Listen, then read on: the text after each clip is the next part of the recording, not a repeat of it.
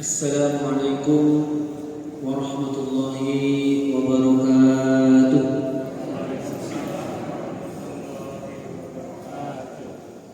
Alhamdulillah,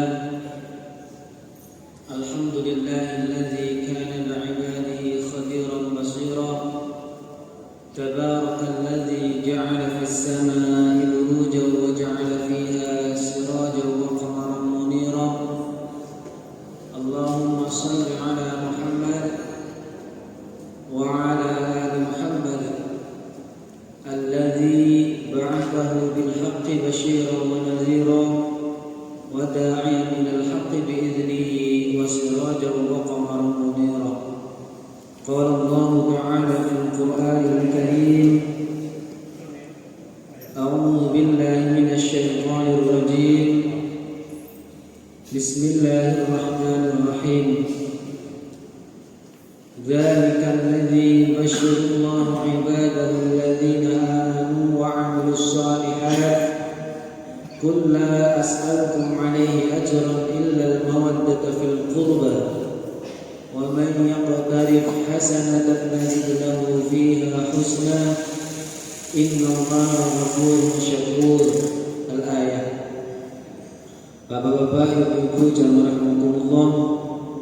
Pertama-tama marilah kita senantiasa bersyukur kepada Allah Subhanahu wa ta'ala, karena limpahan nikmatnya kita semua kula panjenengan sami saged nindak lampah pangaosan di sore hari ini.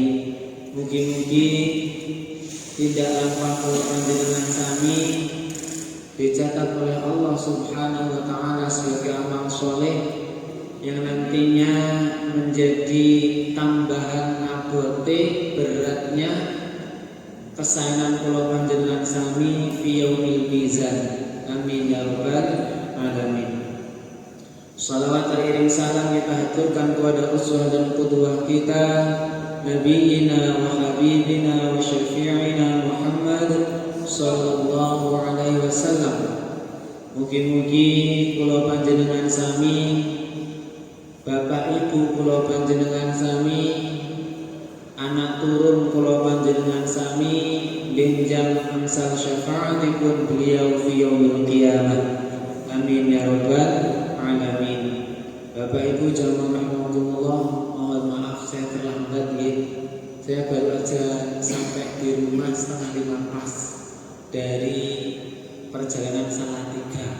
Tadi berangkat jam 6, sampai rumah pas setengah 5. Pokoknya gaspol nang dolim tekan kene paling pol setengah 5 lewat 10. Alhamdulillah. Bapak-bapak, ibu-ibu, pripun kabare, sehat? Alhamdulillah. Sehat semua nggih? Awake sehat? Sehat. Tenang sehat. Kira nasihat cedak rumah sakit dari ngalor. Alhamdulillah. Tentunya nikmat sehat ini harus kita syukuri dengan rasa yang sangat-sangat sempurna. Kenapa? Karena kesehatan, dengan kesehatan kalau panjenengan sami bisa ibadah, bisa tidak pengawasan. Bapak Ibu jamaah rahimakumullah, pada kesempatan sore hari ini kita akan sama-sama belajar mendalami tadabbur tentang ayat Al-Qur'an. Sebelum itu saya ingin tanya, ngapunten nih bahasanya campur-campur bahasa Indonesia saja? Campur, bahasa Indonesia, karena ada yang dari luar ya. Iya. Bapak-bapak, ibu-ibu, kalau disuruh milih, ini saya anggap semuanya belum menikah. Ini faktanya ya wis duwe putu, faktanya wis duwe anak. Saya anggap semuanya belum menikah. Pertanyaan saya, kalau disuruh memilih pasangan hidup, ibu-ibu nggih, itu pilih yang tampan, yang kaya atau sugih, anake mung siji, ya ora ragil ya ora, enggak bungsu ya sulung. Terus keturunannya mulia di hadapan masyarakat. Atau yang kedua, kalau disuruh pinter, disuruh milih, orangnya biasa, yo duwe secukupnya, yo wong biasa. Kira-kira ibu pilih yang mana? Yang nomor 1, yang nomor 1. Iya. Sekarang bapak-bapak, kalau disuruh milih calon pasangannya yang cantik, anak orang kaya, mau satu-satunya, pinter, agamanya bagus, atau yang kedua, ya lejak kondangan di sini-sini, malu-maluin gitu ya, walau bukan karena tampilan fisiknya, gak usah adus, gak mandi gitu ya, dan seterusnya. Yang biasa-biasa orang biasa, pilih mana Pak? Yang pertama. Mohon maaf Bu, berarti atau bapak-bapak, ini adalah jodoh-jodoh yang tidak diinginkan. Kenapa? Faktanya ya saiki yo ayu yo biasa, sugih yo itu ya. Seandainya saya anggap semuanya belum menikah, maka pilihan pertama menjadi opsi kita semuanya. Saya pun akan sama memilih yang pertama. Ning faktanya Allah Subhanahu wa taala itu senantiasa merahasiakan yang namanya rezeki jodoh. Nggih mboten? Iya.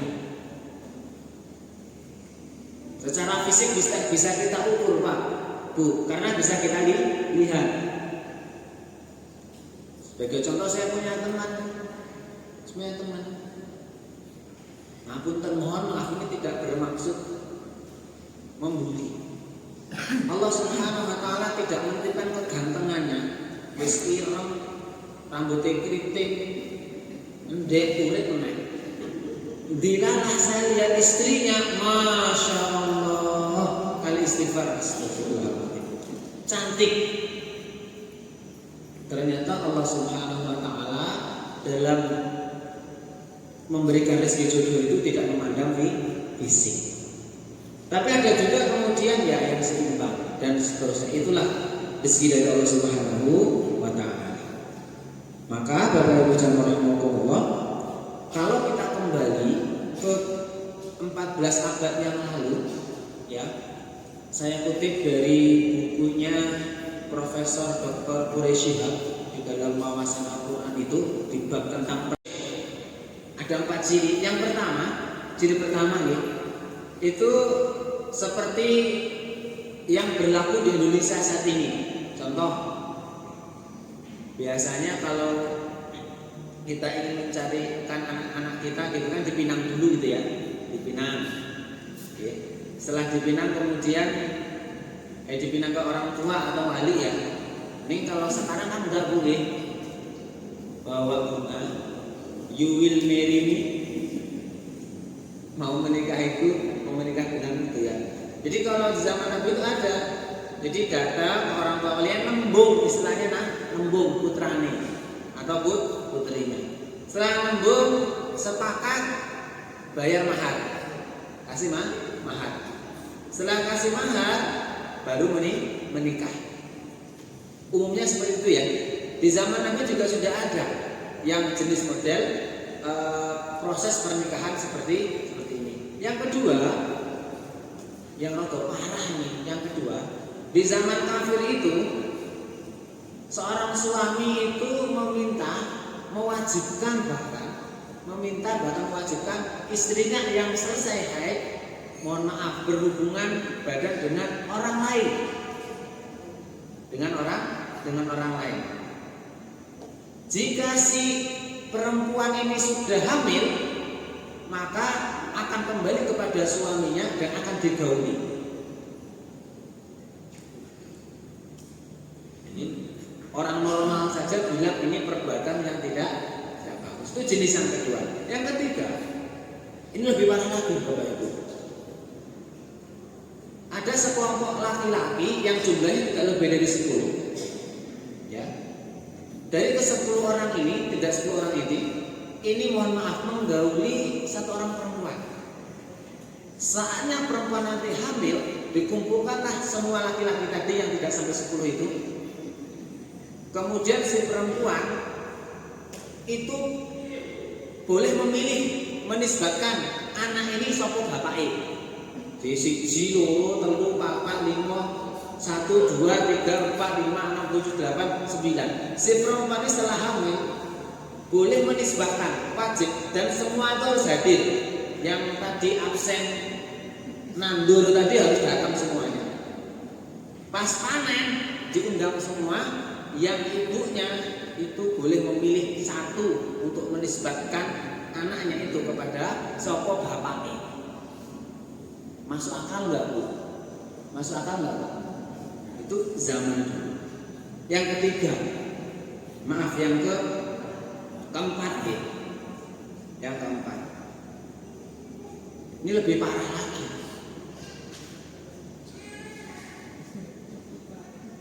Parahnya apa? Mohon maaf, kaum Hawa buka lapak di rumah masing-masing. Dari 4 jenis ini yang diridhoi, yang dibolehkan dalam agama Islam adalah yang pertama. Yang pertama.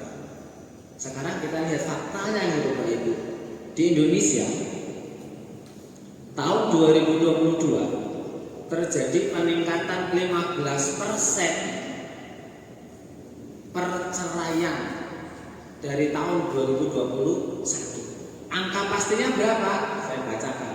516.334 di tahun 2022. 2021 447.743 orang.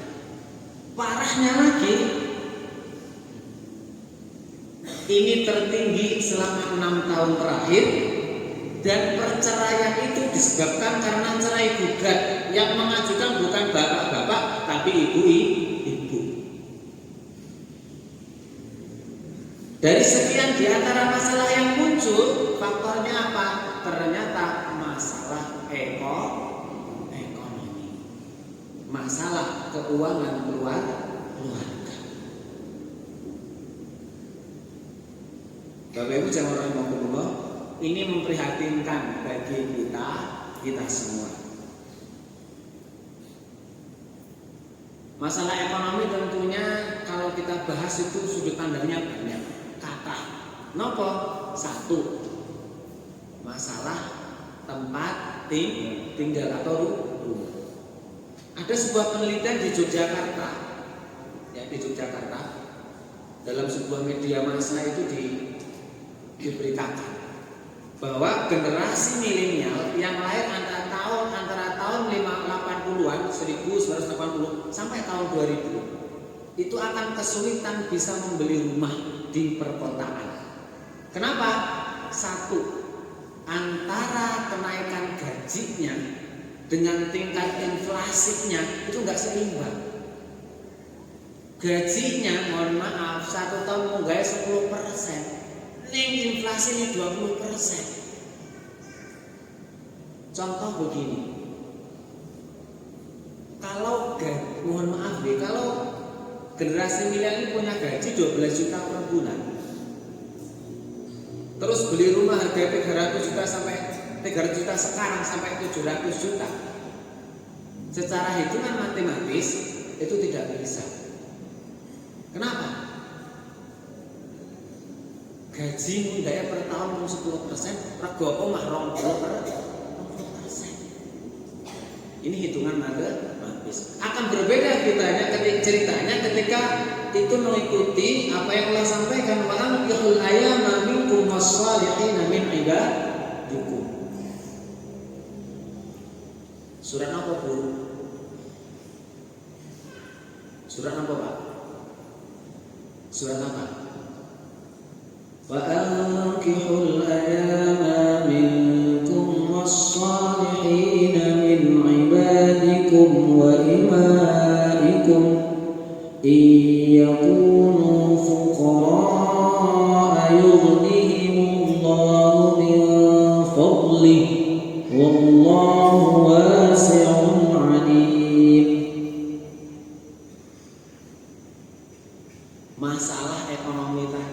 selesai. Ketika apa? Ketika kita meyakini bahwa iyakunu fuqara, jika di antara anak-anakmu, jika di antara kita, kenapa?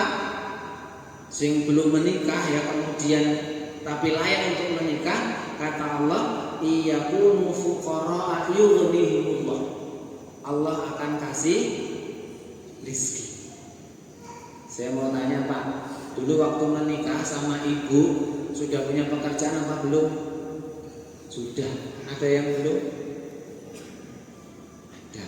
Ibu pas menikah sama bapak sudah punya rumah belum? Masih kontrak? Apa masih ke orang tua? Akeh kancane, banyak teman-temannya.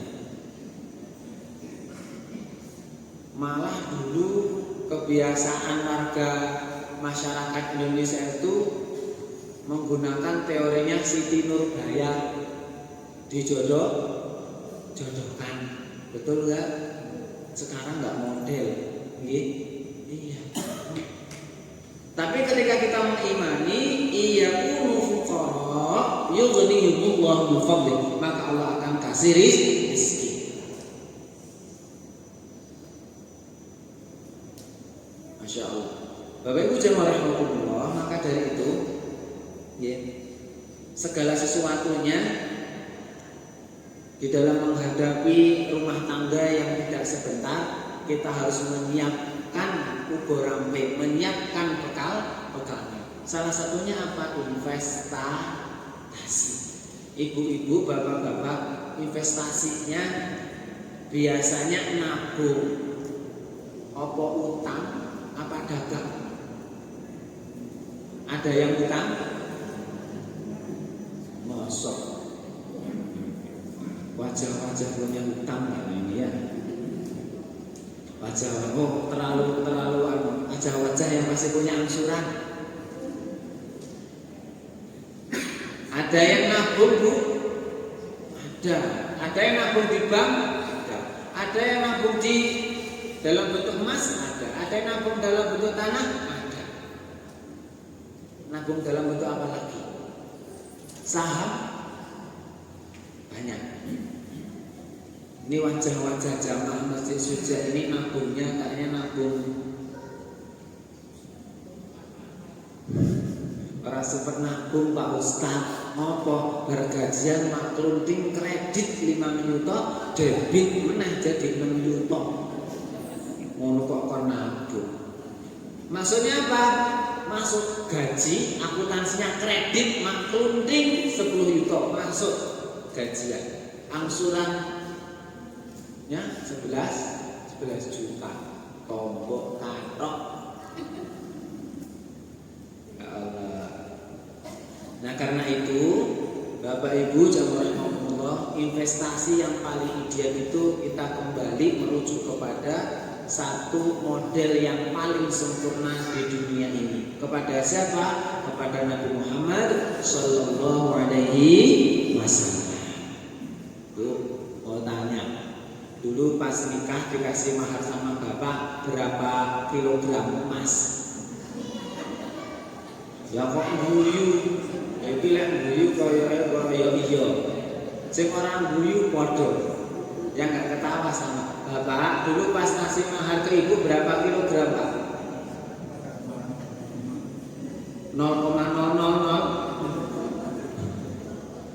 Oh, berangkat kerja pagi pulang sore kok 0,00. Ibu dikasih berapa, Bu? Seperangkat alat sholat, dibayar kredit, dibayar tunai. Betul nggak Bu? Iya. Kan ikut hadisnya Nabi Pak Ustaz. Apa hadisnya? Menerima mahar seringan-ringannya mahar. Ya. Karena mahar itu bukan soal transaksi. Ini bukan akad jual beli, tapi akad nikah, akad pernikahan menikah.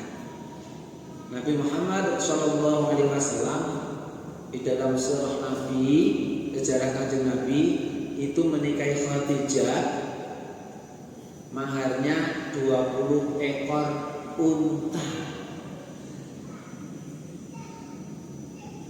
Pak, berapa ekor kambing? 20 ekor unta. Saya coba cek 1 ekor unta yang bisa untuk kurban itu harga per ekornya itu 11 jutaan. Kalau 20 ekor unta berarti berapa Pak? Berapa? 220 juta. Kalau yang diberikan kepada Khadijah itu unta terbaik, itu harganya seharga mobil, wis gawe mobil second aja. Beli jenengan second apa baru Bu? Belinya second lah, wis 100 juta dikali 20 ekor berapa? 2 miliar. Insyaallah. Bapak Ibu jamaah rahimakumullah, belajar dari ini menunjukkan bahwa Nabi Muhammad SAW itu memberikan yang terbaik kepada calon istrinya. Persoalannya, kalau kembali ke masyarakat kita, tidak semuanya. Mohon maaf nih, kalau ada yang merasa kurang nyinggung. Budaya di masyarakat kita ketika menikah itu kalau bisa serame-ramenya, betul nggak? Dengan mengundang sekian banyak, dengan biaya sendiri nopo hitung-hitungan. Aku mengundang 1000, saya mengundang 1000 orang, per orang datang bawa amplop 100.000, balik modal, gitu enggak Bu?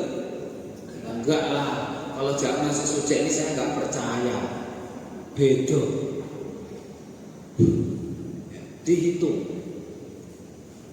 Tapi kemudian, mohon maaf, setelah menikah, anak-anak kita dan kita mungkin terjadi dengan kita itu justru kangelan, kesusahan. Karena apa?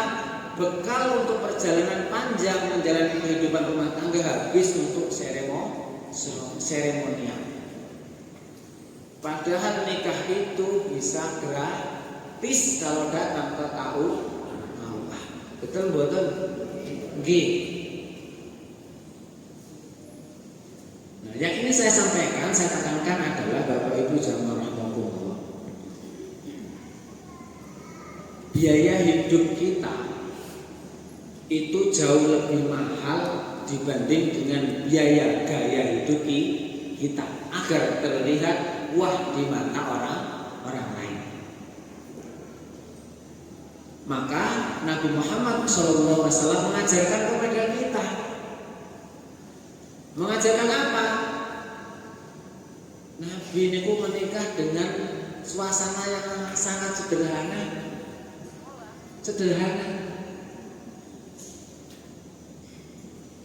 Kalau di kampung saya di Sumatera ada berita pernikahan itu Masya Allah setengah bulan, 15 hari, 2 minggu sebelum acara sudah ramai. Ada yang dari Sumatera Bapak Ibu mungkin pernah mengalami. 2 minggu sebelum acara sudah ramai. Cirinya apa? Ada musik yang dibunyikan keras-keras 24 jam sampai hari H. Hari H saya 3 hari itu belum selesai Pak. Itu boleh nggak Pak Ustadz? Tergantung. Ya. Tapi kalau dalam sudut pandang kita mengambil manfaat yang lebih baik, mencontoh Nabi Muhammad SAW. Kenapa? Karena bekal itu bisa digunakan untuk kehidupan setelah menikah. Ijab kabul. Ijab kabul. Apa yang bisa kita lakukan Bapak Ibu jamaah rahimakumullah? ya bekerja. Yang bapak bekerja atau ibunya di rumah. Ada yang bapaknya bekerja, ibunya bekerja. Ada yang bapaknya di rumah, ibunya bekerja. Ada yang bapaknya di rumah, ibunya juga di rumah. Ini termasuk yang mana nih bapak-bapak ibu-ibu? Bapaknya bekerja, ibunya di rumah ada? Ada. Bapaknya bekerja, ibunya bekerja ada? Bapaknya di rumah, ibunya bekerja ada? Ada loh, ono kabeh. Bapaknya di rumah, ibunya di rumah nggak bekerja ada? Ada singgah-singgah. Setiap bulan mau transferan itu aja dari anak-anak. Ada nggih? Ya, ada semua. Yang mana yang paling ideal Pak Ustadz? Bergantung kondisi masing-masing. Nabi Muhammad SAW itu berdagang 20. Ayo, berapa tahun? Yang bisa tak kasih hadiah? Orang. Nabi berdagang berapa tahun, Bu?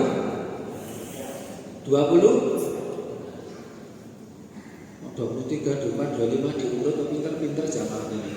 25 tahun. Dakwahnya 23 tahun. Lebih lama mana dagangnya sama dakwahnya? Dagang. Lah kalau kita banyak dakwahnya apa banyak dagangnya? Banyak dakwahnya. Pokoknya sama undangan ngaji. Paling tidak kita meniru cara Rasul. Caranya apa? Berdagang. Bapak Ibu ada yang berdagang di sini? Ada nih. Yang menjadi pegawai ada? Banyak. Yang di depan pegawai ini. Ya. Berdagang. Karena ayat perdagangan itu jelas Allah sampaikan. Wa ahallallahu al-bai'a wa harrama riba. Katanya kata redaksi dalam Al-Qur'annya al-bai'u. Allah menghalalkan jual beli, mengharamkan riba. Jelas. Jadi Nabi itu berdagang. Salah satu kemuliaan yang dimiliki oleh Bani Hashim itu berdagang yang disebutkan di dalam surah li'ila fi Quraisy ila fihim rihlatash syita'i wasyitah. Kemuliaan keluarganya Khadijah itu diantara aja pelopor menjadi pedagang di bangsa Arab keluar negeri di saat musim panas dan di saat musim dingin. Pak Ustadz, biasanya lek sing jenenge dagang ku butuh modal. Nggih mboten? Iya. Selalu yang jadi masalah kalau berdagang itu masalah modal. Modal dengkul bisa nggak Pak Ustaz? Bisa. Terus tengok saja, duduk aja sambil pegang handphone, jualan. Nah, intinya adalah investasi terbaik menurut contoh kita itu adalah berdagang. Apa saja dagangannya silakan, selama dalam koridor syariat Islam. Saya setiap hari pulang pergi dari rumah ke kampus UAD Universitas Ahmad Dhani. Kalau pagi, kalau pulang saya selalu lewat Giwangan, Bapak Ibu. Ya. Sejak saya berangkat sekitar 2 tahun yang sampai sekarang, ada seorang ibu-ibu yang jualan, yang dijual itu saja. Yang dijual itu tisu, Pak. Sampai sekarang nggak berubah. Ya ibu-ibu gini, berdagang mencari rezeki. Sampai kalau pulang nanti di perempatan Kasihan, Masjid Aceh, sebelum maghrib, habis maghrib ada yang masih berdagang. Bahkan mohon maaf sekali, ada saudara-saudara kita, mohon maaf, yang Allah ambil rezekinya, mohon maaf, tidak bisa melihat. Itu yang ada yang masih berdagang. Berdagang. Kadang berbes mili. Nah, nangis. Kenapa? Ya Allah, yang mohon secara fisik tidak sempurna masih mencari rezeki, sementara kita sing melek itu ya, melek itu terbuka matanya itu lebih memilih untuk meminta.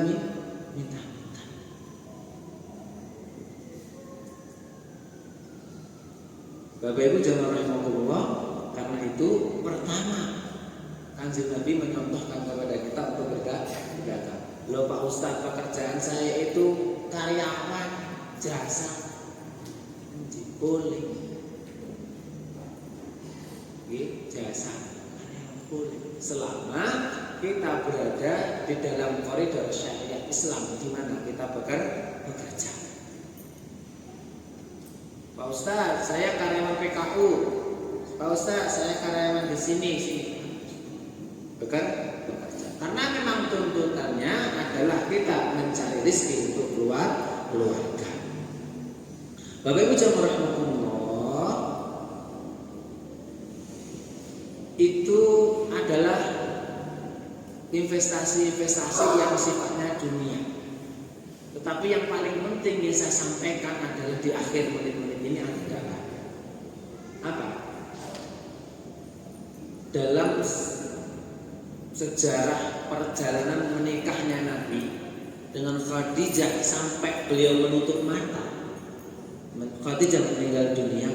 Khadijah itu tidak pernah dan sama sekali tidak pernah mengeluh kepada suami. Bu, pernah mengeluh kepada suami gak? Sering Pak. Sing jawab bapak-bapak lu Bu. Ibu pernah mengeluh ke kondisi bapak enggak? Pernah. Tak balik sekarang Pak, pernah mengeluhkan kondisi ibu-ibu? Enggak pernah. Masya Allah, saleh sekali. Berarti yang sering ngeluh ibu-ibu nggih. Oh ngaku wae. Semua perempuan sama enggak Pak Ustadz, kecuali illal ladzina amanu wa amilus shalihat. Apa yang bisa kita ambil dari cerita Khadijah ini? Nilainya Pak. Justru investasi yang sesungguhnya di dalam Islam yang paling ideal itu adalah nilainya. Bukan tampilan fisiknya, bukan tampilan hartanya, bukan tampilan rumahnya, bukan tampilan kendaraannya, tapi nilainya.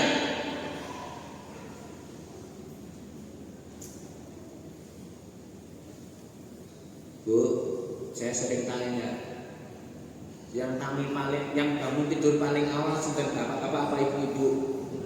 Ibu-ibu. Bapak bayar. Nomor 2 Bu, yang masak bapak-bapak apa ibu-ibu? Yang nyuci baju, yang nyuci piring, yang masak, yang ngomong, yang meladeni, ibu semua ya. Betul enggak?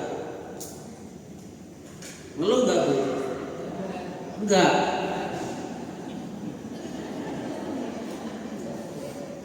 Padahal di hatinya itu ya Allah Pak, jenengan iki mbok ngerteni aku, urung leren kaya urung sendet. Iki bojoku, anak bojomu.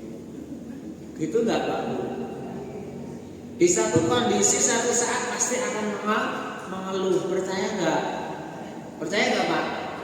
Maka bapak-bapak harus ngerti. Apa yang nilainya? Nilai. Khadijah nggak pernah mengeluhnya bukan kepada Kanjeng Nabi, kepada Allah. Sampai suatu ketika Khadijah itu nangis. Ceritanya sudah masyhur. Kenapa? Saat Nabi pulang dakwah ke rumah lawangnya ditutup, dikunci, lali, orang dibuka. Nabi tidur di luar. Pagi-pagi nangis Kanjeng Nabi, mohon maaf. Kok mambengi tadi mau nggak bangunin aku sehingga aku tidur di luar. Kalau ibu-ibu gimana?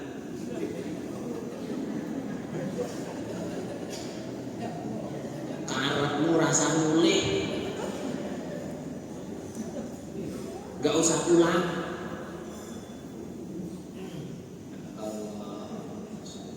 Nilai. Saya yakin bapak-bapak dulu menerima ibu itu bukan karena hartanya, bukan karena kecantikannya, bukan karena hartanya, bukan kendaraannya, bukan, tapi karena nilainya. Apa? Kejujurannya, ketaatan kepada Allah, berusaha keras, tidak pernah mengeluh. Faktanya saya ini mengeluh. Jadi investasi di dalam keluarga itu yang paling adalah nilai-nilai yang dibangun. Tidak sekedar harta, karena titipan itu akan cepat atau lambat akan habis. Nah, Bapak Ibu, kalau tadi saya minta membayangkan sebelum menikah, sekarang saya minta Bapak Ibu kembali kepada posisi sudah menikah. Kira-kira nilai-nilai apa yang dibangun di dalam keluarga yang sudah diterapkan, dilakukan, yang nantinya menjadi sedekah jariah untuk anak-anak kita dan anak keturunan kita. Kejujuran sudah belum? Sudah belum, Bu? Masa bapak-bapak pulang kerja, Pak pulang kerja, ya mana bajunya tak cuci? Cuci delok kuci isik. 1.000. Bapaknya eling, Bu, tadi di kantong ada 100.000 enggak ada, Pak.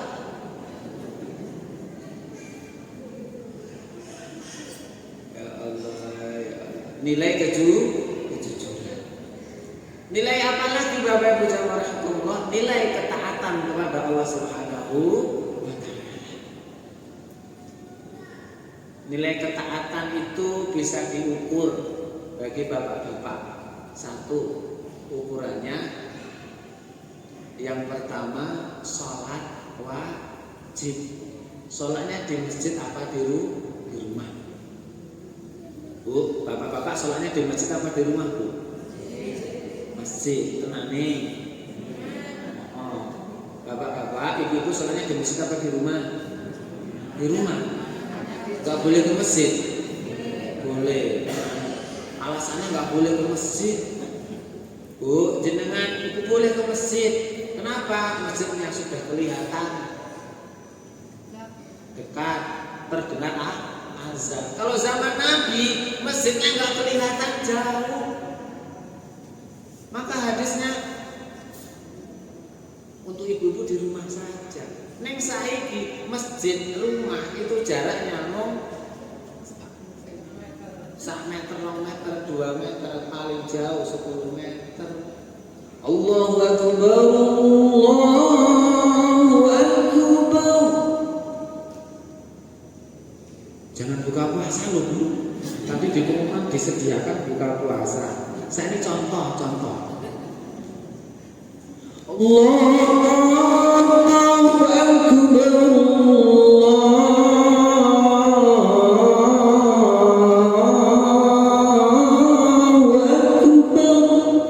Berangkat ke masjid.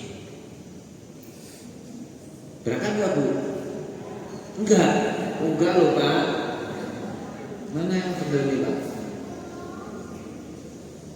Biasanya nunggu kok. Nunggu iqamah, betul ya? Betul, Bu? Betul. Nah, Bapak-bapak, ini nilai yang diajarkan kepada anak. Dengan azan ayo makan masjid. Nih, nilai. Ibu-ibu juga sama. Subuh dengar azan, Allahu Akbar, Allahu Akbar. Allahu Akbar.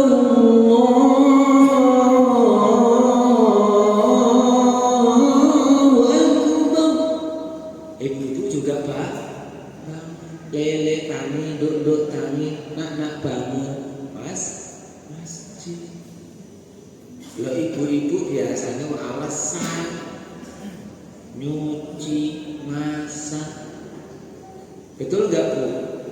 Bodoh kalau bojoku. Tapi kalau Ramadan bisa nggak Bu? Ramadan hampir 30 hari kalau sholat subuh berjamaah itu ibu-ibu 99% hadir Pak. Kok tahu Pak Ustadz? Iya, karena saya sering sholat subuhnya kalau Ramadan di masjid-masjid. Betul nggak Bu? Tapi kalau hari biasa ke masjid nggak Bu? Enggak. Ini nilai yang harus diajarkan kepada anak-anak kita. Investasi apa lagi? Ketaatan kepada Allah dalam bentuk mohon maaf menutup aurat. Bapak-bapak auratnya dari mana Pak? Ukurannya dari udel pusat sampai Pak praktek nih dari sini sampai sini. Bu, bapak-bapak kalau keluar rumah pakai kapan udah pakai panjang? Mosok.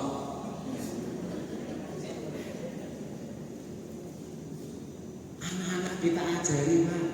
Lo saiki nek es panas bapak-bapak itu cuma cucul baju. Mencalke metu omah karo nyapu karo ahli hisab. Sopo wis dinakon. Aurat. Sepele Bapak Ibu. Tapi mengajarkan nilai kepada anak-anak kita. Ibu-ibu juga sama. Jangan sampai ada satu butir, satu helai yang terlihat oleh laki-laki orang lain. Kenapa? Setiap satu helai rambut yang terlihat oleh laki-laki, yang laki-laki itu menjadi mohon maaf nafsu. Dosa nak sing nanggung niki. Bapak-bapak. Oh ibu-ibu makan nang masjid, kowe ora kerudungan. Saat makan niku mau kenanya disampir kayak gini makan. Karena buka tondek edel-edel.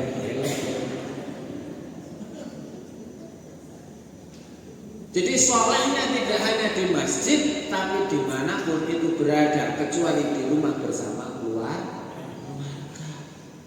Hati-hati Bu, sudah jelas hadirnya besok yang paling banyak masuk neraka itu adalah ibu-ibu. Saya doakan yang di sini hadir semuanya masuk surga semuanya. Seorang amin saya doakan juga masuk surga. Saya doakan yang bapak-bapak cepat masuk surga.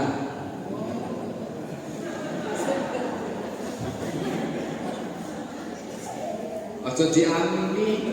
Maksudnya apa? Mati dhisik, ibu-ibu ngamini lho Pak ya Allah astagfirullahaladzim. Nilai ketaatan. Nilai ketaatan apa lagi ini? Anak-anak diajak ke masjid ikut pengajian, Masya Allah luar biasa. Yang nggak bawa anak-anak gimana? Ya anak-anak aja dulu pengajian rame Pak Ustaz.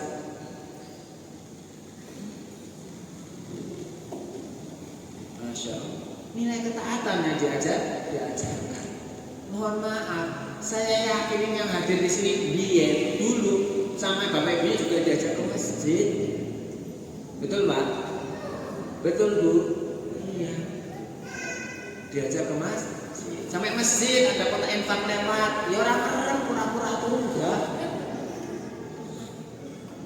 Nah, dimasukin kota infak.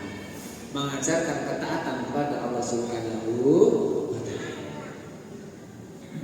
Apalagi Pak Ustadz, ayo melu pengajian kami sore sekalian buka bersama. Mengajarkan anak-anak ketaatan untuk ikut berpuasa. Pak Ustadz saya nggak ikut puasa ya hari ini, nggak apa-apa. Saya juga nggak puasa. Kan ada yang suudon, auzubillahi min dzalik. Kayak melu pengajian berkorok buka bersama gratis. Ya Allah astagfirullahaladzim. Karena pengajian ikut ke masjid iktikaf menuntut ilmu itu bagian dari ketaatan kita kepada Allah Subhanahu wa Ta'ala. Bapak Ibu, cermin kita itu taat berarti satu, Bapak Ibu sekali-kali dekat dengan masjid, dua, dekat dengan majelis kalau ibu-ibu, bapak-bapak sudah mengikuti dua kriteria ini, satu dekat dengan masjid, dua dekat dengan majelis ilmu, bapak ibu termasuk golongan yang taat kepada Allah Subhanahu wa Ta'ala.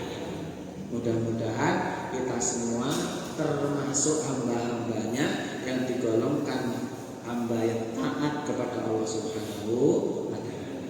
Saya kira itu saja yang bisa saya sampaikan. Bapak Ibu jemaah rahimakumullah, saya doakan Bapak Ibu sehat semuanya, panjang umur berkah, rezekinya melimpah ruah, keturunan dengkinan Mekah, ibu-ibu tambah istiqomah, bapak-bapak tambah istiqomah,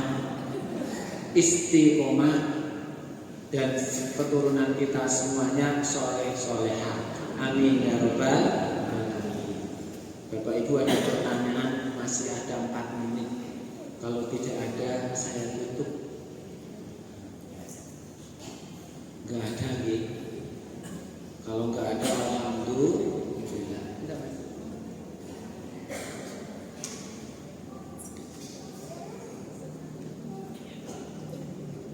Baiklah, alhamdulillah telah kita sama-sama dengarkan tausiah dari Ustaz Taufiqul Wahyudi.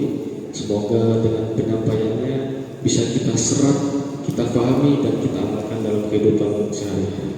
Amin ya rabbal alamin.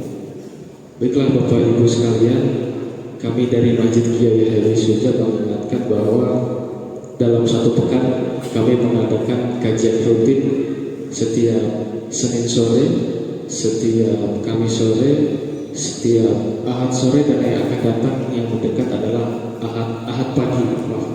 Maksud kami Ahad pagi, yang insya Allah Ahad pagi besok akan diisi dengan tema berkaitan dengan hari kurban. Selanjutnya mari kita tutup sama-sama acara sore hari ini dengan sama-sama membaca al-Fatihah Hamdalah. Alhamdulillahirabbil alamin. Silakan Bapak Ibu, sudah disediakan jamuan berbuka